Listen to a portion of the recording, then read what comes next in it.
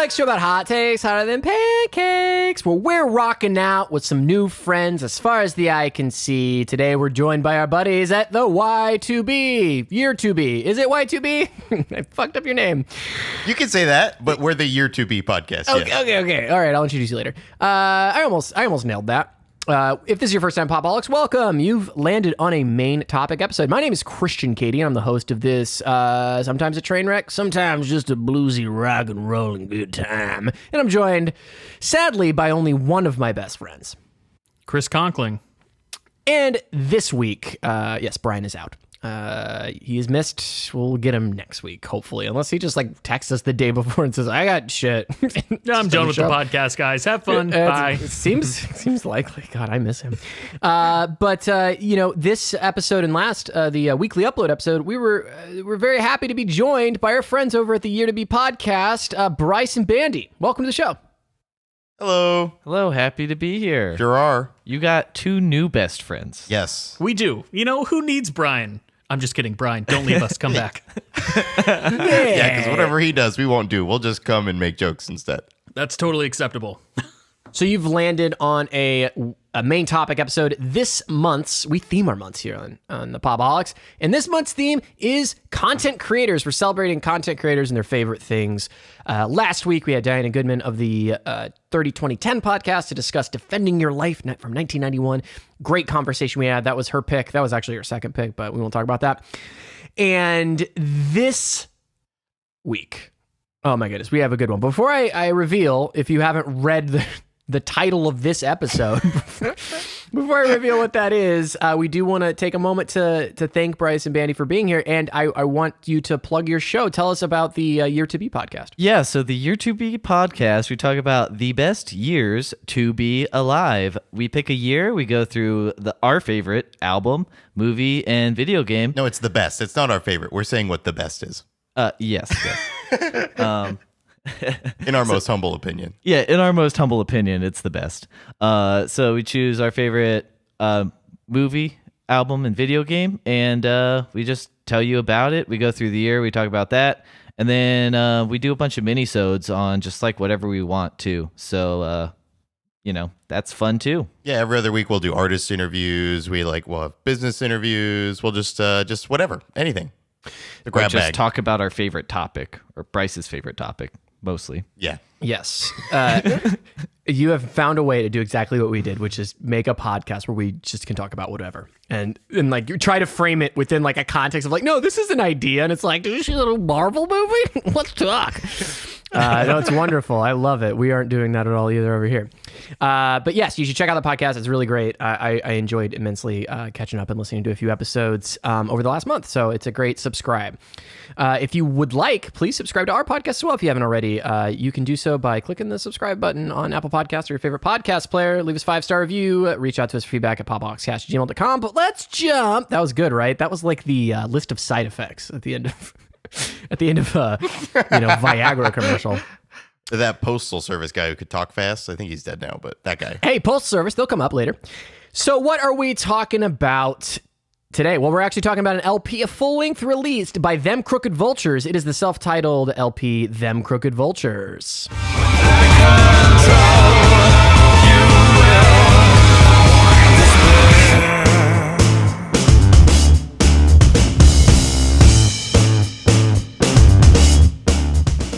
Released November 13th of 2009, Them Crooked Vultures is a self-titled LP with some supergroup vibes. You've got Josh Homme on lead vocals, guitar, slide guitar from Queens of the Stone Age, John Paul Jones on bass and keyboards from Led Zeppelin, and Dave Grohl from every band that came out in the 90s and 2000s, but most notably Nirvana and Foo Fighters. Nirvana, Foo Fighters. Scream, right? That's another one. I actually haven't heard of that project. That was his first band, yeah. Protobot.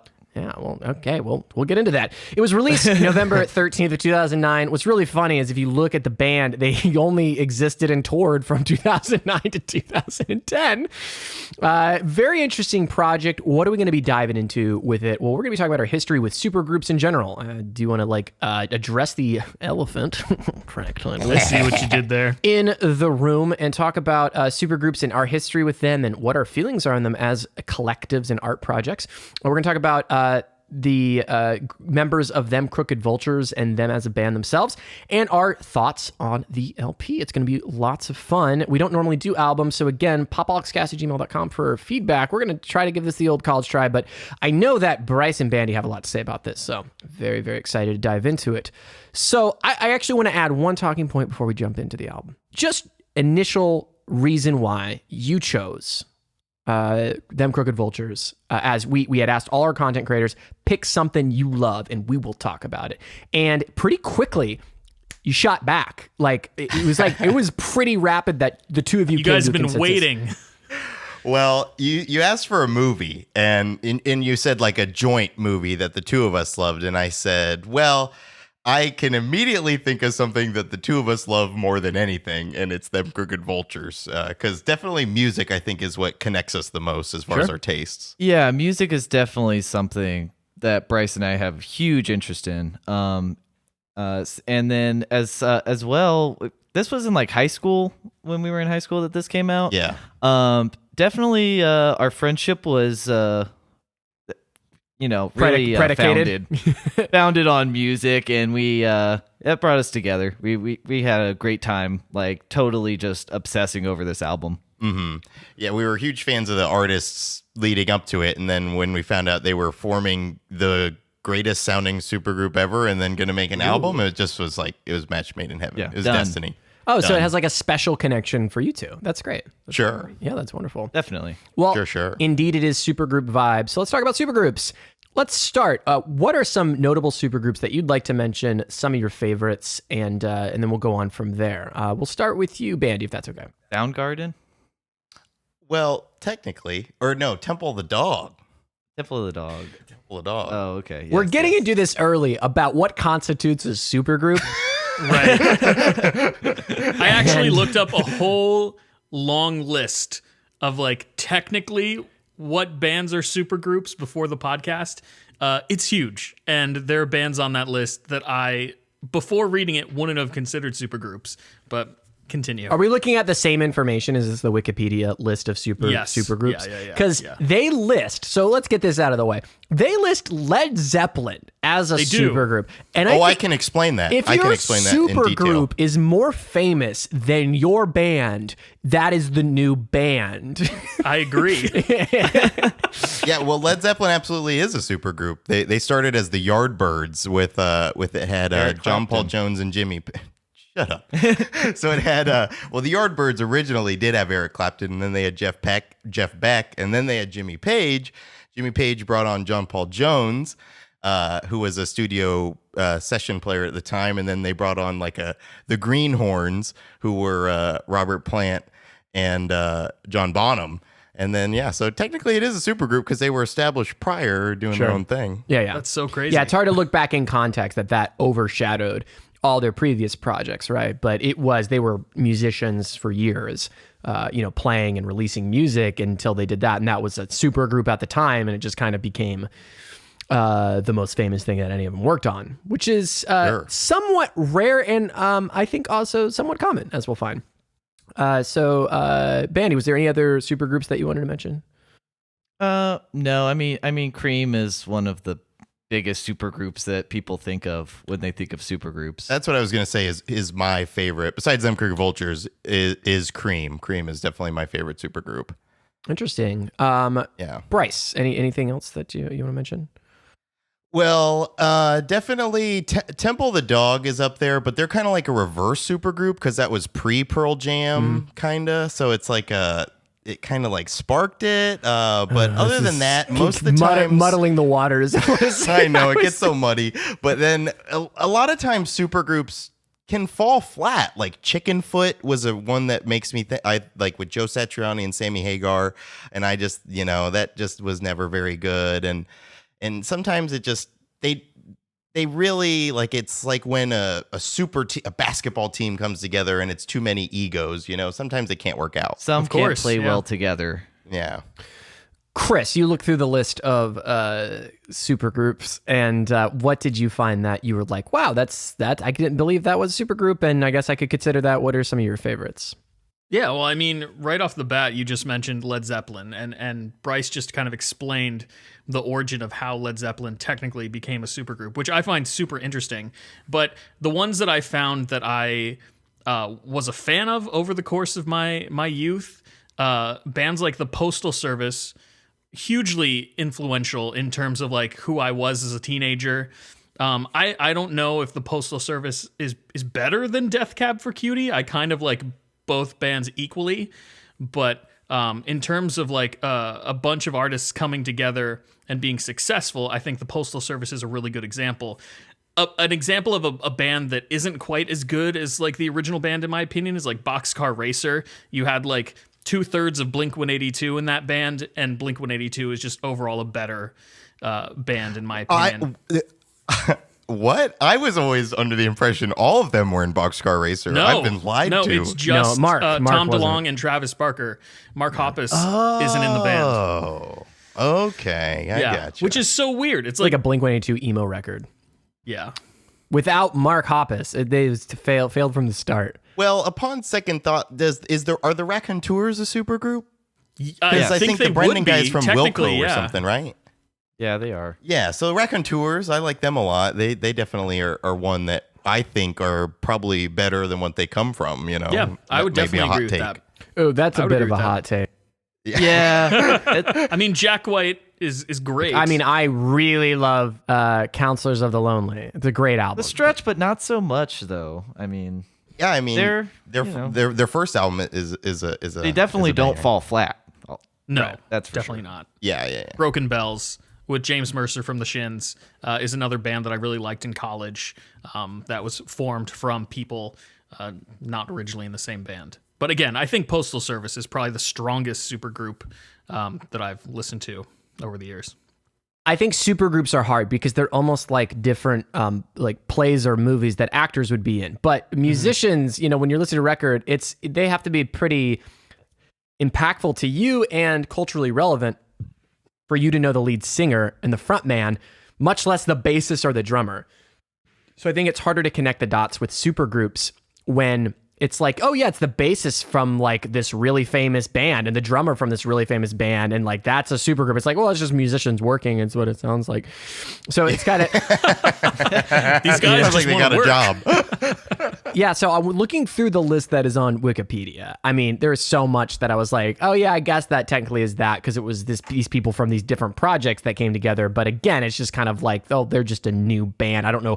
Supergroup implies like the cream of the crop, no pun intended, like coming together and being in a band. Like you said, Bryce, lots of egos. Like you're getting these really big players and iconic people together, and that's like the superest of supergroups. But I think when the first thing I thought of is my favorite quote unquote supergroup, which is the project from Anthony Green and the drummer of RX Bandits. Is that the Sounds of Animals Fighting or something? Sounds of Yeah. Animals Fighting. That's a really good project for sure. Yeah, it definitely is. Yeah, our producer on our show, Gabe, is a intense Circa Survives Oh, he fan. So anything loves- Anthony Green does, I hear about it for sure. So Yeah, it's pretty much so. The Sound of Animals Fighting is pretty much just the RX Bandits with Anthony Green and some of the people from Finch. And the Hippos and stuff. So that's a big group. I think of Broken Social Scene, which is like, I never knew any of the artists' other projects, but that project I could tell was like 20 musicians that were from other things putting something together. So the album You Forgot It in People is one of my favorite albums from a quote unquote supergroup. You had mentioned it. The Postal Service is a really cool, interesting one as far as a project, and I think got bigger than they ever thought. I think of Audio Slave too. Audio Slave. I was just thinking that.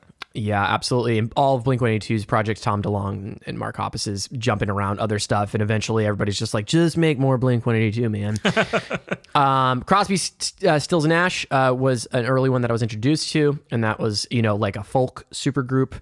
And Young sometimes. Yeah, and sometimes Young, I believe is. And then also the Connor Oberst one, what is it, Monsters of Folk? Is that correct?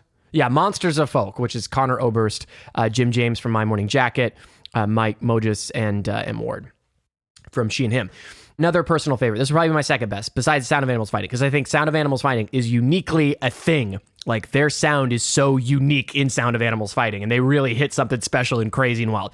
But as far as stuff that they just sounded like themselves but more, I was always a big fan of Kevin Devine and Manchester Orchestra, and it's a semi-super group because it's a lot of Manchester Orchestra and plus Kevin Devine, and that is Bad Books. And I really like their first two records a lot.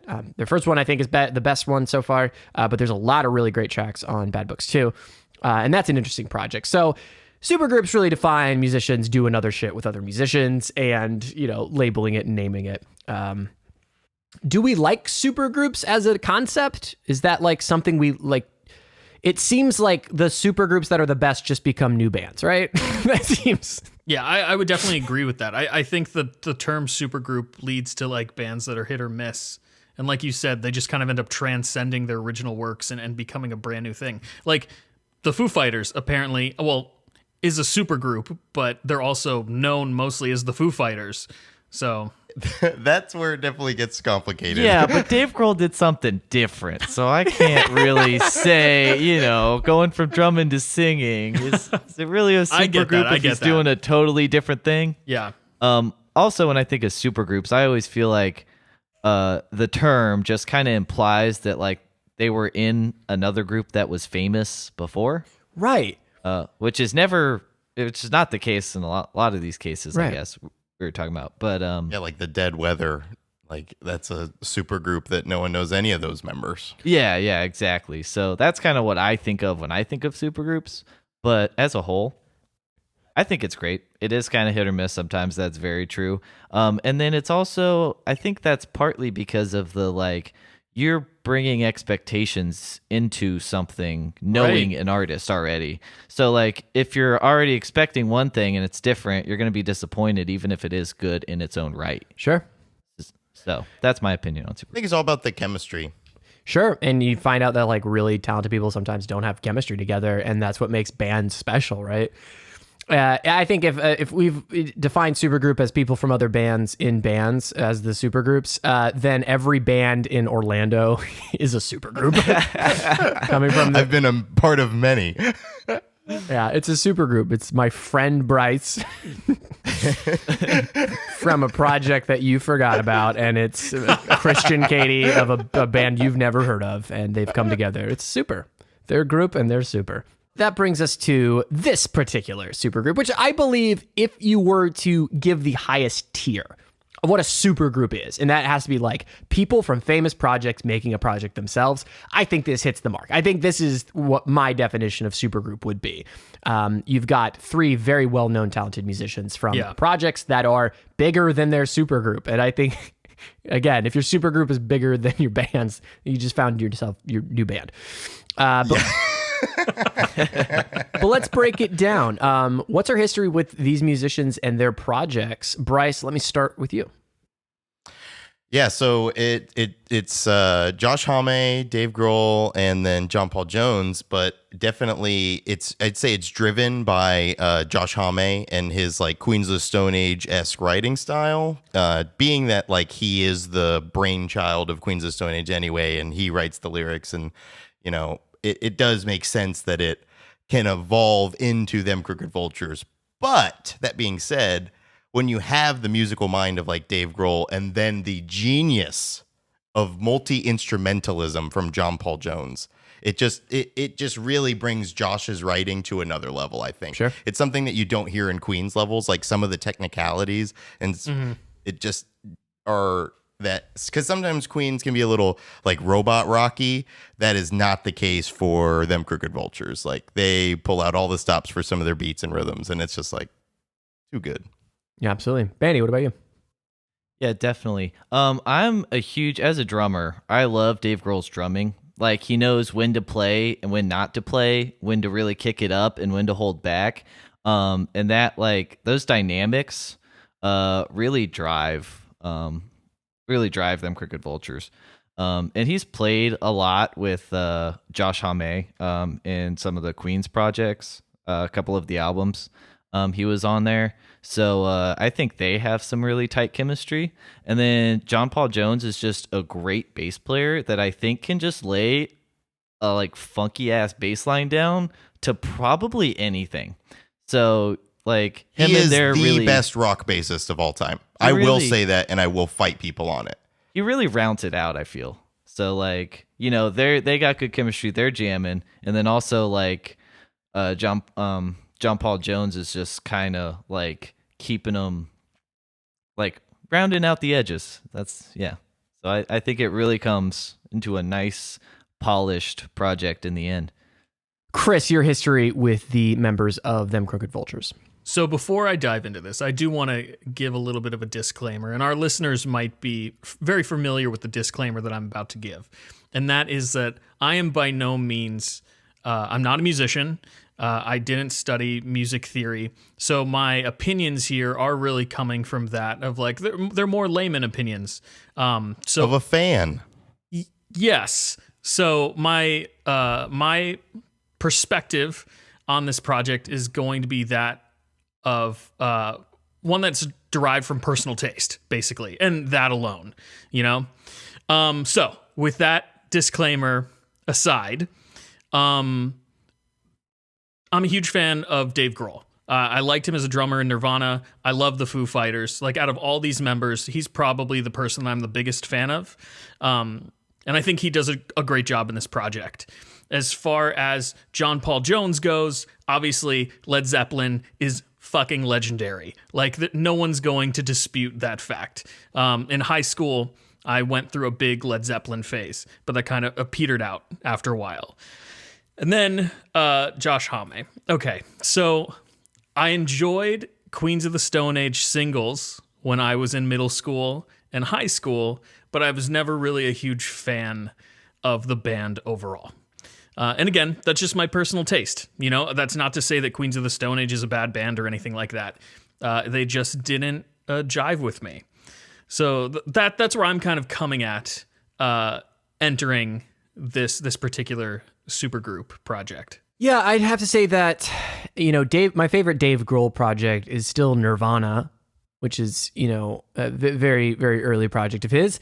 And certainly he's grown out of that and become one of the most prolific people in rock music. And I think it's very specifically, these are all rock musicians. And I would say probably the last of their era. Josh and Dave definitely are. Yeah, and that's why it is super special. I haven't really gotten a ton of Foo Fighters records, like front to back, and I often find that it's a little too generic rock and roll for me.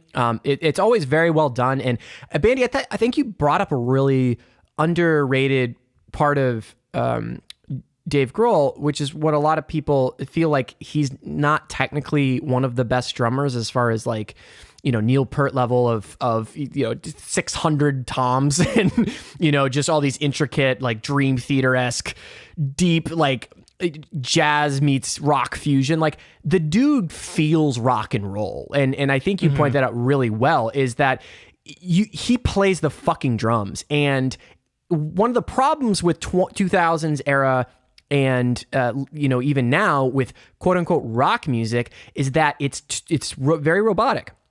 It doesn't have a lot of feel or groove to it. And Dave Grohl has always done a really great job in all of his projects of making sure the drums that are a part of it, as well as the drums he's always playing, have a distinctive, good feeling behind them. And that is something that is hard to teach. That is something you learn and you appreciate, and it comes from a drummer who appreciates that. So I think that's a great call out, because that is what I find very special about him. And I think he did an amazing job in Nirvana. He played drums like he wanted to beat them to death, and it was amazing, right?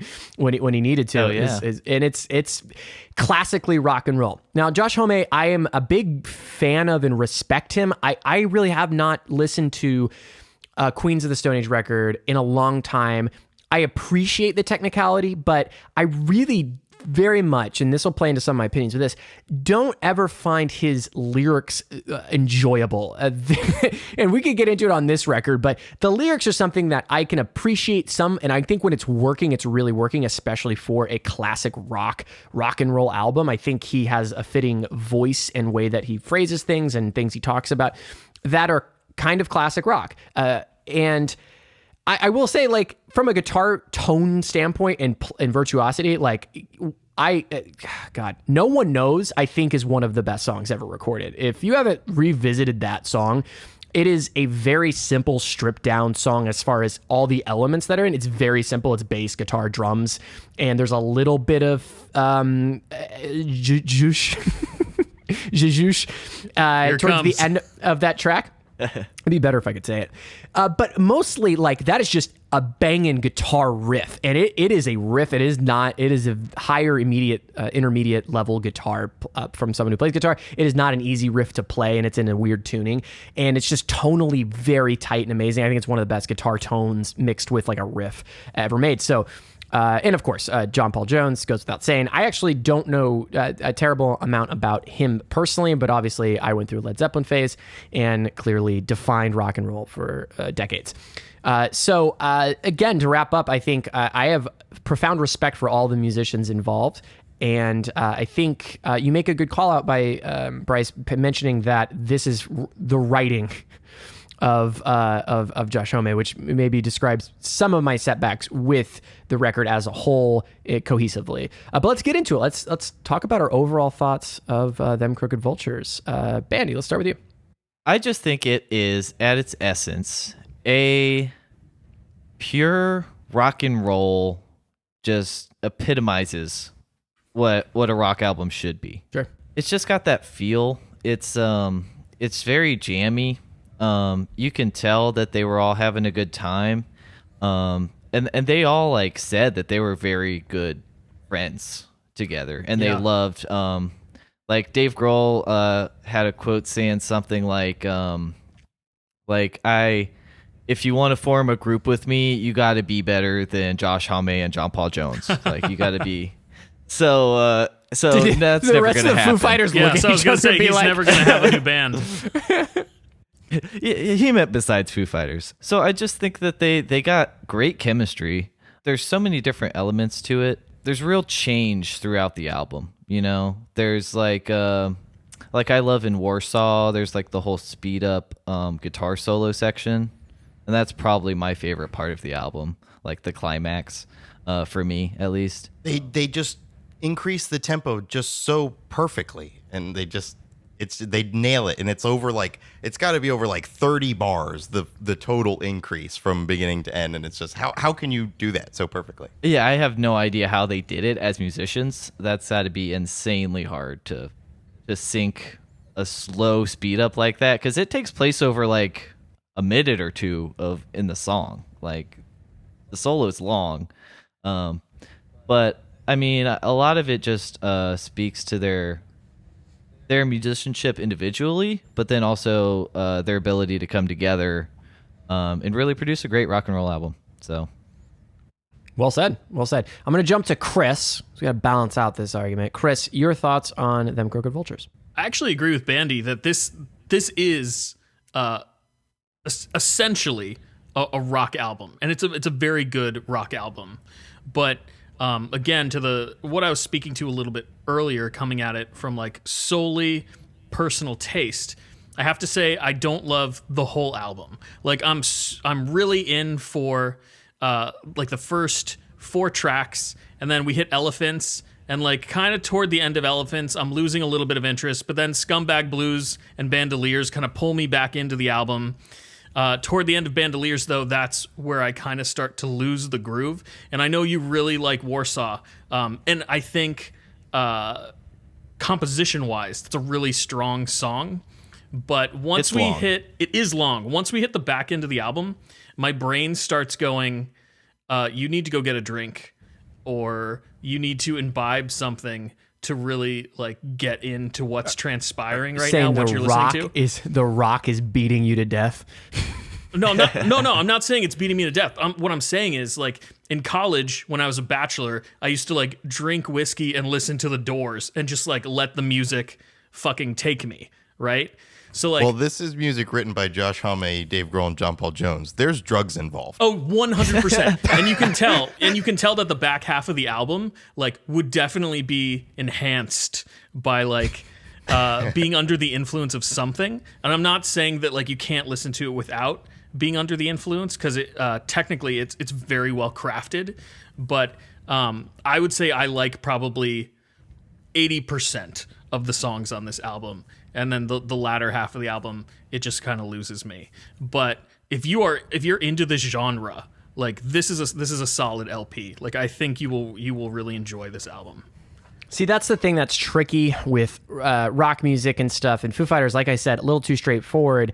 This gets into places where it just starts to meander, and you have to be on the journey and be appreciative of what's happening. And I think that's where it's trying to strike a balance of having these really cool riffs, and then also being a bunch of musicians really trying to push the expression, right? And push the feel of it. Bryce, your overall thoughts on the LP? Yeah, so I'm coming from the world of being a Josh Homme mega fanboy. Like we have an episode this just is about for Queens you, of then. Stone Age. Definitely. Yeah. So this album was written for me. I literally learned bass to John Paul Jones and Led Zeppelin as a bass player, and it's like, and I've just always, who doesn't like Dave Grohl? So it's like this album was made for me. But saying that, it's like, if you think about each of them individually, the album makes exact sense. Like the beginning of the album is definitely more Josh driven because those are some more heavier guitar licks, and then that actually brings a mirror to Led Zeppelin, where in the beginning of Led Zeppelin it was more Jimmy Page driven, more rock driven, but then towards the end of Led Zeppelin's career, it really was more, the songs were being captained by John Paul Jones and Robert Plant. And that's really what you get in the back half of this album. You get those John Paul Jones driven songs like not Bandoliers, but like Reptiles and Caligula, and definitely Warsaw and like Spinning in Daffodils, especially with that dovetail piano ending. And so it's like that's where John Paul Jones really shines. And I have, especially as I've gotten older and listened to the album more and more, that back half of the album I really start to treasure more. And it's like I really just like I pick those songs now when I go to listen to the album rather than like the first four, which definitely are the catchy, rocky. Those are the singles, you know. It's so funny because like when you look at it on Apple Music, when you look at the album on Apple Music, those first four songs are the ones that have like the most popular star next to them. So I totally get that, but I can absolutely appreciate your love for the latter half of this thing. Yeah, well, especially John Paul Jones's work is really what brings it to a next level. He has multiple custom basses that are done by Manson, which include an 8-string and a 12-string bass, which is like they double the octaves for that. My dude is playing like a vibrato slide on, right? Because there's a he does that for No One Loves Me, Neither Do I. He uses like a lap steel slide as well. Oh my god. Yeah, so he's just rocking it, and then he even uses a mandolin and an oud, which is like a larger mandolin on a couple other songs. So it's just he just brings that flair of like just something that I am the biggest Queens of Stone Age fan, but it's something that really benefits Josh's sound, that extra zhuzh. Yeah, absolutely. And then Dave, I think this is some of Dave's best drum work that he's ever done in his career. Like maybe Songs for the Deaf, which he also drummed on, which was Queens of Stone Age 2002 album. Look out on the Year2B Podcast episode for that. And but I think this is some of his best drumming to date. So, you know, it adds together to be something that I can't get enough of and have listened to probably 1,000 times. That's awesome. That's awesome. Yeah, absolutely. And then you can really hear, I don't know if you guys are familiar, but Josh Homme does have polka roots. Does so he? if you keep that in mind, the ending track ends by taking basically the composition of the song, and it becomes a stripped down polka version. the horns, yeah. Yes, Mind Eraser No Chaser does that at the end. Yeah. And he does that on a few different Queens albums as well. He loves to bring that polka back in. That makes so so much sense. That's an interesting thing to kind of watch out for. You got to watch out for the polka. Yeah. Mm-hmm. And then you get the weird songs like Interludes with Ludes, and it's just like I did not like that. That was the one song I didn't like when I first heard the album, but now I hear it and it's like, oh yeah, ooh. For the listeners that can't see, Bryce just looked like he was Leonardo DiCaprio in The Wolf of Wall Street trying to get out of his Lamborghini. It was awesome. All right, my thoughts. Well, first, before I get my thoughts, I'm going to take a shot of whiskey because I feel like this album deserves a shot of whiskey for the first 6 songs and then for the last. Well, how many? There's 12 tracks total? Is that 13. Is that accurate? 13. 13 tracks. The devil's number. So let me take... It's the baker's number, Christian. Devil, baker, same thing.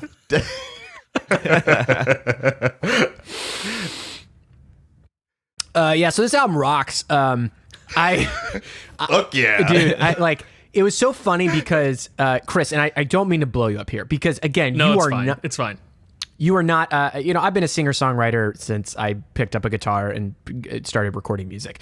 And I've played music my whole life. I've sang choir. And Bryce, I'm sure similar since high school or even earlier, you've been involved in music. Bandy too, actually. Yeah. Middle school. And clearly, this album is more for that demo, for sure. Oh, 100%. And it was hilarious to me because we had gotten it. We're like, hey, this is what the Year2B wants to do. They want to do Them Crooked Vultures. I'd never heard of it, so I was very excited when I was like, oh my god, Nor had I. Supergroup? Oh my god, these finds. No one had ever brought it up to me. I never discovered it. I put this record on, and I'm like, especially the first half, which is the grab you by the balls. Let's just throw some badass riffs, and I'm just gonna play a little bit from No One Loves Me, and Neither Do I.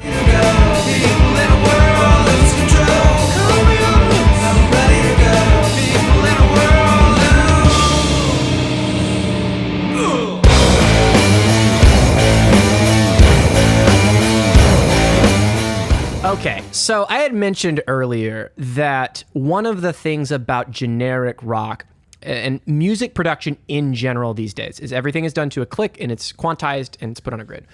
And there are musicians that are able to do that, especially in electronic music or electronically inspired music, where it really makes sense, really works really well. Some mechanical sounding stuff that still has a really great feel. When I think of things that I really enjoy, Alt J is a mechanically precise band that still somehow finds a way to have feeling and groove. But so much of rock and what makes rock good is the feel. And that's why seeing a rock show or seeing a great house band is a different experience than putting on a record with 4/4 and 120, boom, it's a rock song.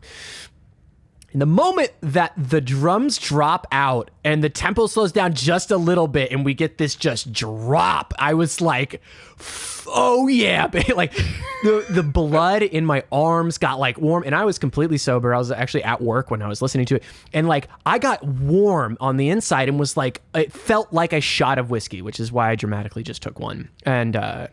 And I feel kind of similarly now, kind of reeling from listening to it and taking that shot of whiskey. That's what it feels like to listen to this. I wish I could have joined you. Yeah, I'm so sorry I didn't tell anybody. It was a surprise.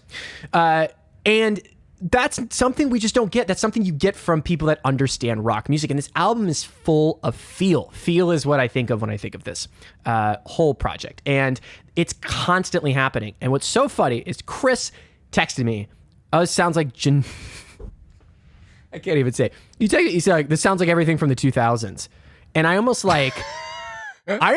hurtful, got Chris. in a car and drove over to your house and smashed a guitar. I want to. It was like, what are you what I was latching on to was Josh Homme's lyrics and voice. Sure. And that's when I was like, oh, this sounds like Queens of the Stone Age, which reminds me of most rock from the 2000s, but again, that's just from my perspective. Well, I am the least lyrical focused person in the world. My favorite songs I've heard 6 trillion times, I don't know the words, so it's just I know that he writes in a wacky metaphoric style, and he talks in metaphors, Josh Homme, so it makes sense that he writes like that too. So, but it definitely, it's not for everyone, especially because a lot of the themes are about sometimes about if it's not about having sex, it's about killing somebody. So it's one or the other. Or drugs. Or drugs. Yeah. Drugs, alcohol. Killing, or fucking, or somewhere in there. It reminds me that of rock and roll represents the essence of the Doors, It's it always feels like you've just taken something and it's like, let the journey begin. And like you said, lyrical content, this is where I will have my drawbacks with this entire project, which is I don't know what the fuck he's talking about half the time. It's like there's no, for me, and this comes from my perspective, Chris, so we all can have our, we all could bring in our own emotions. I mentioned in my favorite supergroups, Bad Books, and like Kevin Devine and Andy Hall have this very tender, emotional, and also like insightful, and there's just a level of like, it feels like poetry, and this feels like rock music, which means it's being authentic to the genre it comes from. It reminds me of like, the lyrics remind me of what's his name, Dio. It's very much like he's not talking about like mythic gods, right? He's talking about other he's making other analogies and metaphors and stuff, so he's not like strictly, he's not in Led Zeppelin like, and the Valkyries will come and we will actually, he definitely has his own Josh Homme, he'll say the stripper will come instead. Right, it's more of like dirty, like I feel like he played Cyberpunk or something. There's this dirty, the mythical stripper rises. So there's definitely his own style, but I think the skeleton of it is very classic, like, let me tell you a tale of dirty villainy and like of the other side of life and the rough side and riding it, and I think it's much better done than just that kind of parody satirical kind of way that I'm mentioning it. I think he has a definitive style. It's just nothing where I hear a song and it's like I'm hearing these impactful drops, and especially the musical stuff where they start going offbeat in some places and mixing up kind of the notes they're hitting the same melody on, which is just like, it just gives you like the musician tingles of like, oh, that's so like just taking a melody and manipulating it like a riff and just feeling like they're master wizards of these riffs and shit. It's like that kind of stuff is great, but the problem is I'm not connecting on an emotional level to what the song's about, and I guess that's because my rock and roll sensibilities aren't, drunk treachery so much in my life right now, and maybe that's why maybe I'm not connecting with it as much. You were going to say though, Bryce? Something that I think just might change your mind about Josh Homme in general real quick is that he actually had a real shift in his entire life shortly after this album. He had a car accident.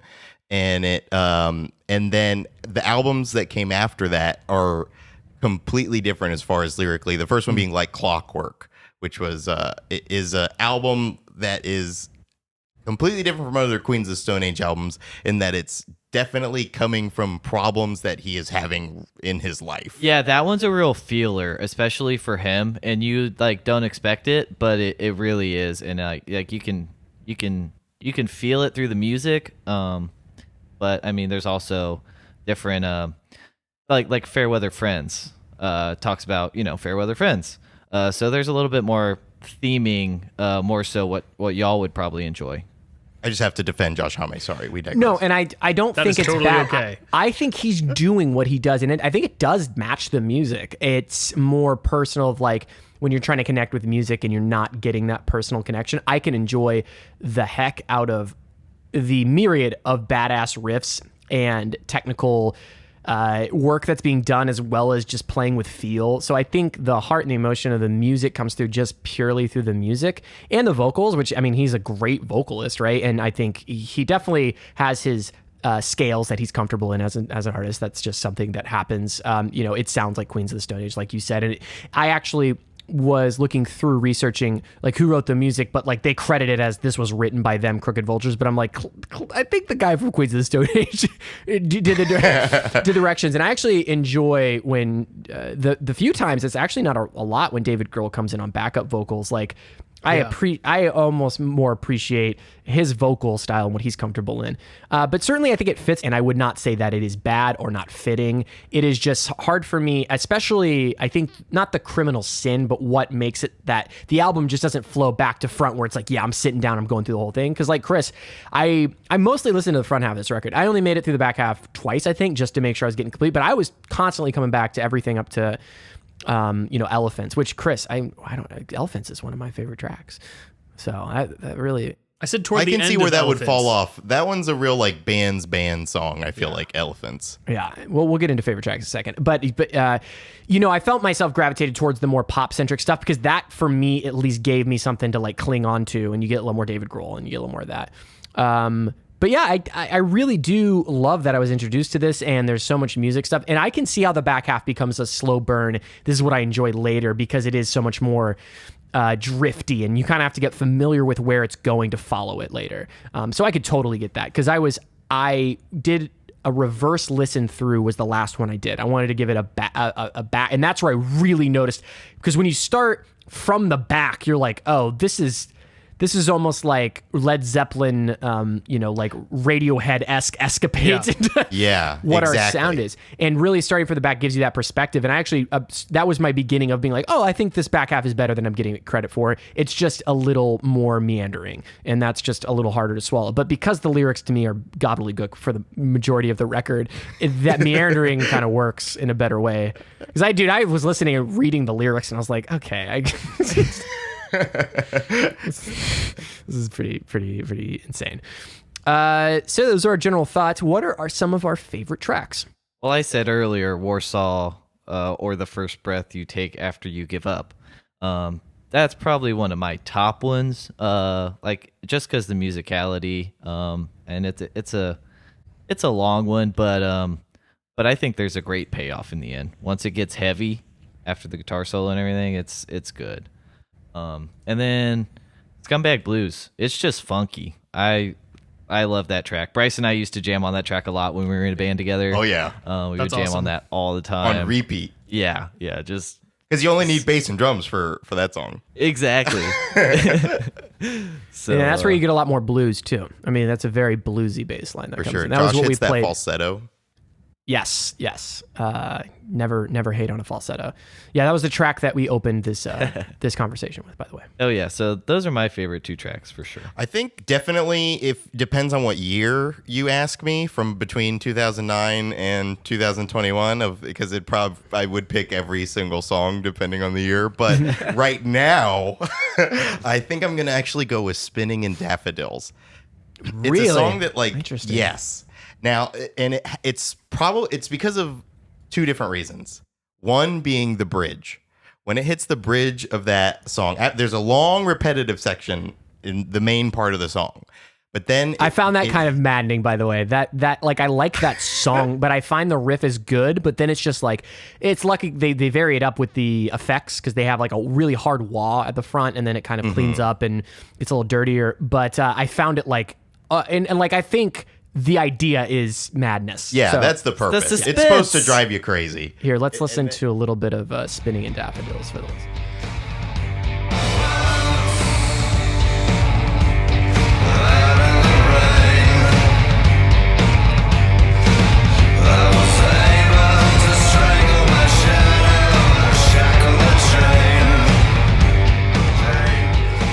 And again, that's a really cool riff. It actually reminds me of, Bryce, I think we talked about it when I was on your old podcast. But one of my favorite bands is Brand New. And I recognize that the lead singer has problems and all that stuff. It's still my They're favorite problematic. band. I like them. Move on. Yeah, exactly. I will mention them frequently, and I'm very sorry.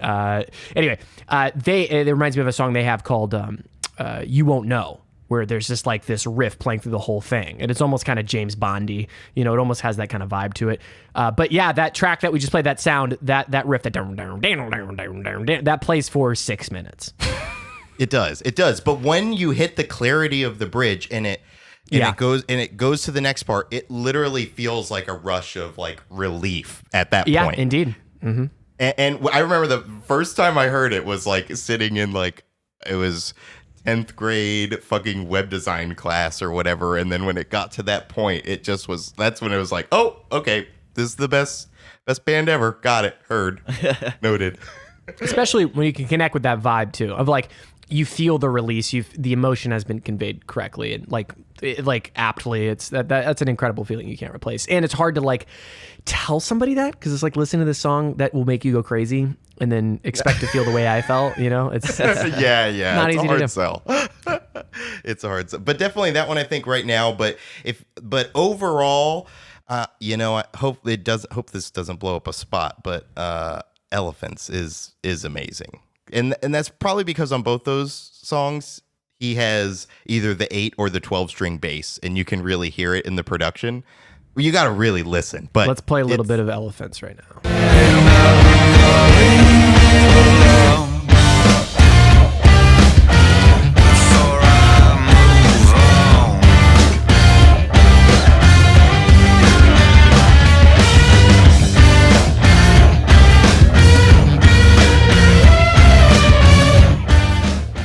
that's one of those tracks, and this is actually one of my favorites. I'm glad you brought it up, where the boom, bow, bow, bow, bow, they decide to play the kind of the melody part of that on different parts of the beat, and you just hear how seamlessly they fly into another riff and all those hammer-ons and those string bends and stuff. I mean, it's just dirty and gritty, and I love that the song is in different sections and then launches right into that riff like periodically throughout it. It's that was another one where I was like, oh yeah, like just you need to turn this. We haven't made this clear. You need to turn this record up very loud and like. That's assumed. Yeah. It is a record that needs to be fucking cranked. But continue to keep telling us about Elephants. Well, just mainly because like that bass tone, you don't get that from pedals from different basses. You get that from having an 8-string bass, and it's why it sounds just so fat and dirty, but just so together at the same time. It's amazing. And I love Dave Grohl. Like, you can hear that he's having fun on the drums. I feel like since he was in Foo Fighters for so long, like, yeah, he was writing drum parts and stuff, but he was playing guitar. So like for him to step back, sit back, and like just play the drums, get back to his roots, I think that he was just having an amazing time. And I think that you can definitely hear that throughout the album. Like, he's just, he's jamming. He's Yeah. What did you say? Like beating the shit out of the drums or something in Nirvana. That's what he came back to do. I play drums and I sing a little. Clearly he's incredibly better than he was in Nirvana. Obviously, he's grown immensely as a musician, but he's technically very good and has like, again, he's not doing too much. He's doing... Yeah, it's a simple part. Well, okay, I can't play it, but yeah, it's simple. Well, it's simple for a drummer. It's not crazy complicated, like... Yeah. Speaking of bass tones, I want to go back to No One Loves Me and Neither Do I. I could have sworn they were using a pitch shifter, but I watched them play it live and they weren't. So I was wondering if it was something with the slide guitar, but it's on the downbeat where it's like boom, boom, boom, boom, boom. Like it's like literally. I believe it's an 18-string lap steel guitar that he wears around his neck. Because it has, I have a super shifter, which takes your pitch and goes like, and it like brings it down. You can affect it. And it had that sound to it, but I think it's actually it's not an effect pedal. It's actually the string of it hitting that low note. And that makes it even more crazy because it is perfect. It is very, very effective. I love that. Yeah, and then he just plays that slide thing the whole time. That's the instrument he uses on that song. This crazy instrument that I've never seen before. He just kills it. But it should be said that live, they also have Alan Johannes with them, who's a valued longtime multi-instrumentalist that like Josh uses all the times, and he's the one who came in and picked up all the extra parts that like whenever there's on Scumbag Blues, there's the like keyboard part, the organ thing. Yeah. Yeah, that red keyboard that all the famous people have. What's it called? The Korg. That thing. Yeah. Yeah, so he comes in and helps on that sort of stuff as well. Yeah. Chris, what are some of your favorite tracks? We're going to go super basic here, and I like New Fang, I like Dead End Friends, and then Scumbag Let's Blues. play New Fang won a Grammy. It's a good song. Let's play a little bit of New Fang.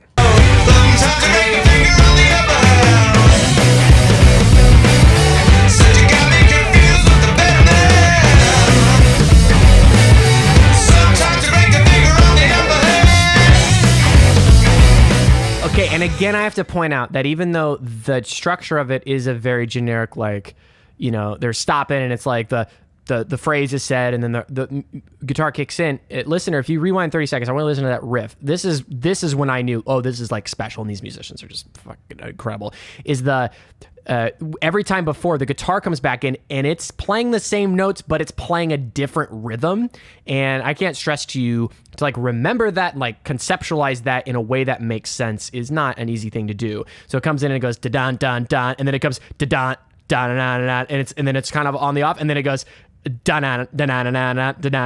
like just that little touch. It's like still cohesive and it's not just jack-offery. It's like it's adding to the manicism of like the manic nature of the vibe of the song, and it's that stuff. Like I'm primarily like a rhythm guitarist. I'm not particularly good at lead. That was my jam right there. That was like, oh man, this guy's just like able to just find all the ins and outs of hitting the best freaking rhythm parts in such a cool manner in such an odd way, but still have a feel to it. That's the kind of stuff, like even on a track that sounds basic like New Fang and sounds generic, is like your basic rock bands that are trying to go for top 40 with a rock feel, they're not doing that shit. That's next level.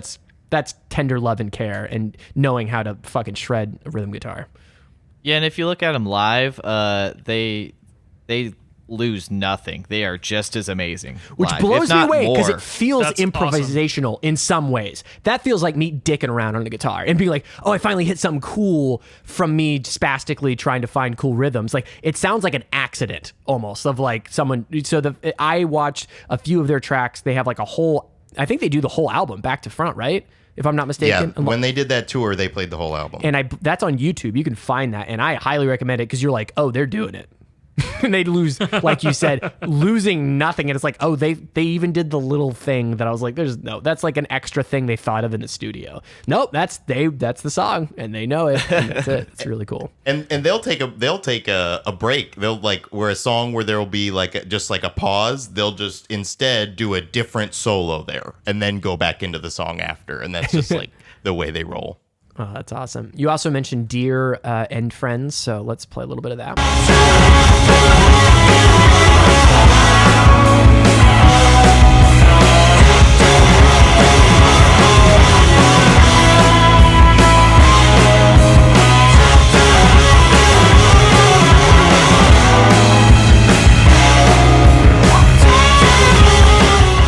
See, this is the one that sounds the most like a Foo Fighters track to me.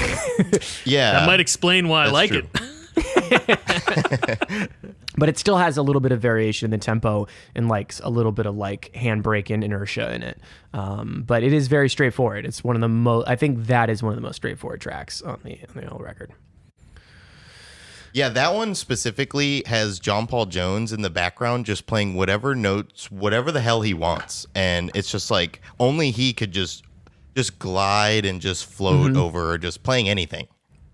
And it just sounds amazing. Yeah, absolutely. And it's a great, you feel the room, like got a great room tone, especially to the drums and everything. It's very cohesive. That's a really like great thing about it as well. It feels like it's all taking place on the same, so from a sound production design. It was. They recorded together in Josh's home at Pink Duck Studios, which is his home. And they just like they like are in a circle and just recorded like that. I'm sure they zhuzhed it. Yeah, it's individually, but it's a pretty crispy album. Now I listened. It's hard for me to like really break down sound quality because I listened on a car stereo, on a HomePod, on a pair of AirPods. Can you tell what I do really? On a pair of AirPods Pro and Max. And I obviously that's not the densest, highest level of detail, but there really is a gritty room feeling to it. I mean, it still sounds like a very well treated space, but it does feel like a house almost. It almost feels like a room, and you kind of feel the walls, and it's got this on the lower end and the really high end. You can kind of feel soot. Does that make sense? There's a dirtiness almost to the tracks. It's not super clean, super like rounded out tones. Like there is a level of crowdedness and clashing that's happening in a really good way. That feels really natural. They met, wrote, and recorded in such a short time at his house, so it definitely makes sense that's like you get that tones because they were just a couple buddies hanging out, drinking beers, recording the vocals in the bathroom, that sort of shit.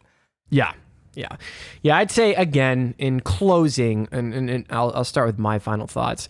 I think any musician that loves a history of rock music throughout the ages, I think this is such a great treasure. I mean, it really feels like a history lesson in rock in so many ways. And like you said, it starts off and it is kind of this more powerful mid 2000s, late 90s, like alternative rock music with obviously a lot more talent, a little more blues, and it kind of progresses and grows and meanders as it expands. And it's a very, very interesting kind of thought piece on what rock music is, and for all those things, and again all the riffs and technique, and we were talking about the Raccoon Tears earlier.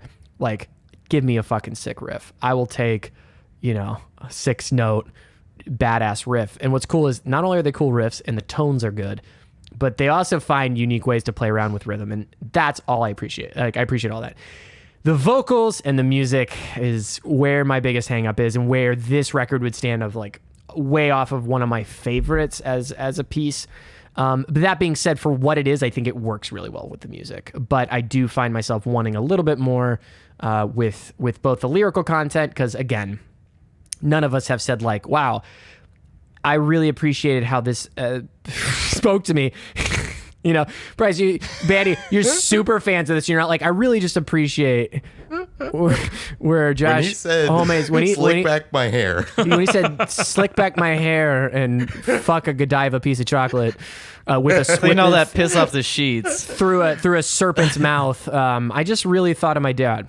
Yeah, exactly. Yeah. You know, it's missing a level of maturation in songwriting as someone who's interested in songwriting. So that's where it comes from me. But what a great recommendation. So that kind of caps off my overall thoughts. Any final thoughts, Bryce or Bandy? It's an album that you have to listen to. If you listen to this podcast, you should listen to this album immediately following. I think it's a great album that three rock icons came together, and in a very short time, they just put out something that they were inspired by and collaborated on together. Just wholesomely just putting out music. I think that it just, even if the lyrical content wasn't there, just because I feel like they didn't plan much up to it. They had the idea a couple years before, but like when they just like sat down, I feel like they kind of just sat down and like it happened. Right. It came to fruition. It wasn't like forced. Like some music is very forced into existence. I feel like this was very naturally came into itself. And that's something that I really appreciate. The musicianship's there. It's just, it's got so many aspects to it that I really appreciate, in the musicality, and some awesome instruments and everything. And the fact that they can like recreate it live so much just speaks to that all of them are amazing musicians. Yeah, indeed.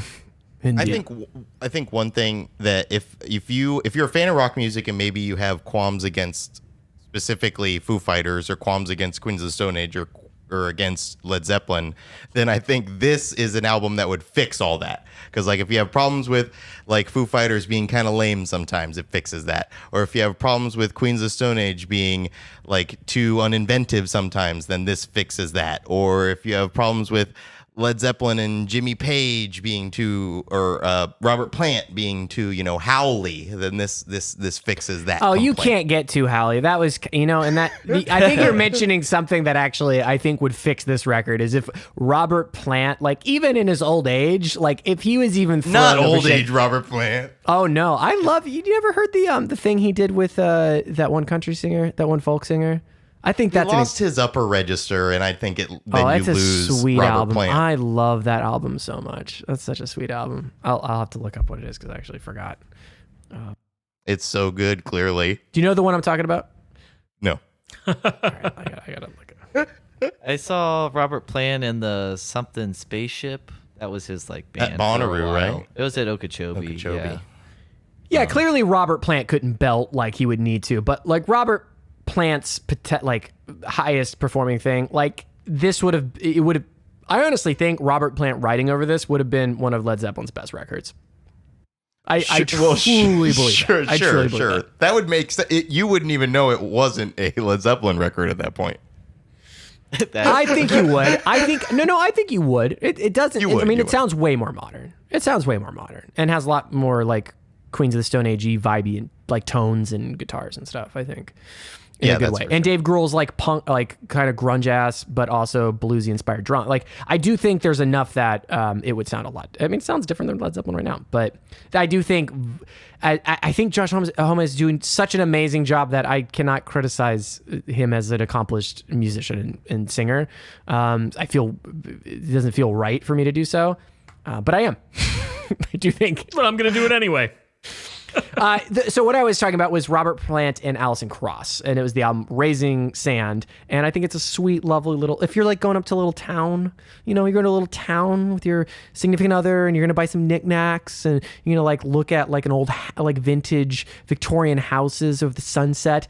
Put on Raising Sand by... These are not the same people who listen to Them Crooked Vultures. These are different people. You can have both. Listen, I listen to Crooked Vultures, and I also love Raising Sand. I think it's totally possible.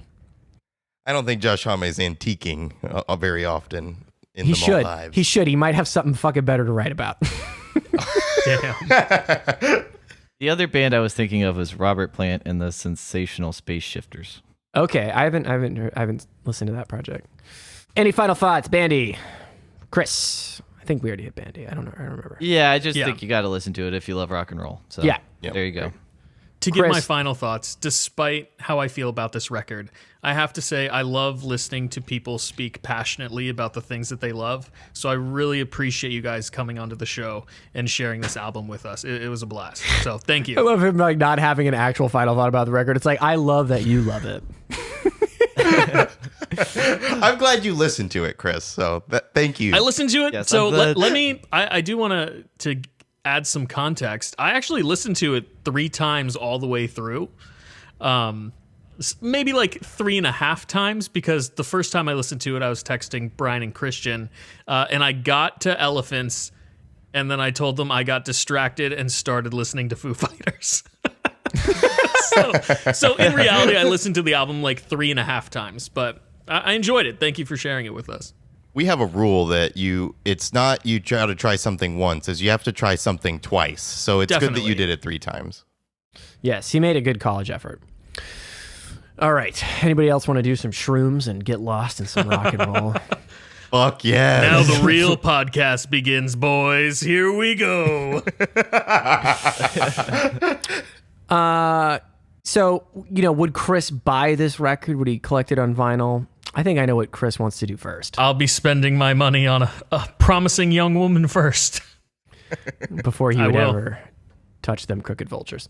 All right, I give it a recommend. Everybody recommends it in one way or another. I think it's a cool rock and roll album. That'll do it for talking about Them Crooked Vultures. Bryce and Bandy, where can people find more of your work on the internet? You can find us on the nope, not neither of those. At the Year2B, number 2, letter B, on Instagram, Twitter, Facebook. We got them all.